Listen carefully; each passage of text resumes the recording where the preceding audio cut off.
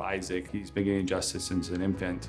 And when he was first, she had some x-rays taken when he was kind of growing.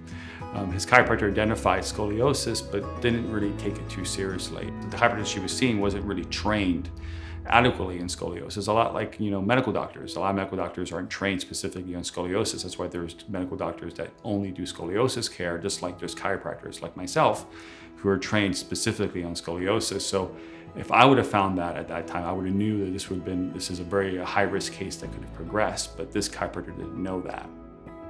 She took one when we were first there, when we first came down in early 2017, and then she didn't take any after that. When I was asking her to take them because I noticed that, he was off, and I'm like, I'm coming here every week. Why is he still like this? You could see his shoulders were crooked. You could tell he was off. And she's like, well, I just don't feel it's necessary. And I'm like, okay, well, I really would like you after, this was last July. I said, I really want you to take some x-rays. I said, I really think that we just need to see what's going on, please. And when she did, the pictures were extremely devastating for me.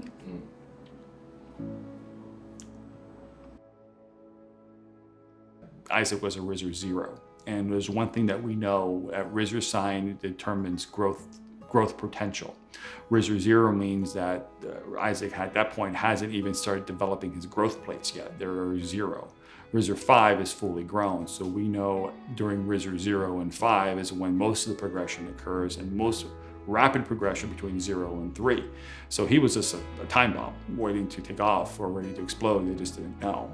By the time I saw him, he was still RISR 0 and already progressed to 42 degrees. So they opted for intensive care. We got him in intensive care. With their intensive care program, doing the home therapy, designing him a very well-designed brace.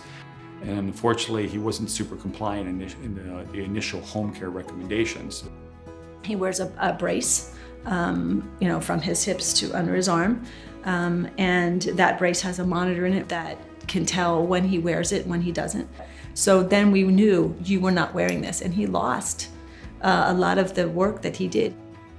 So unfortunately, over the next 6 months or so, his curve progressed back to 38. It was still better than our initial evaluation, but that's not what our long-term goal is. We want to get a reduction and hold it. I think the feeling of the results of why he's here is worth the time and the finance. With the brace on, they show you the x-rays. With the brace on, he can get down to 15. That's huge, because it helps bring that down so much quicker to have the intense week.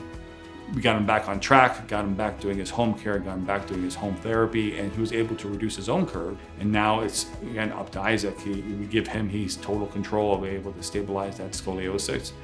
So overall, it's successful, but it was challenging for that first few months. But I think we'll be able to get through it as long as he stays compliant.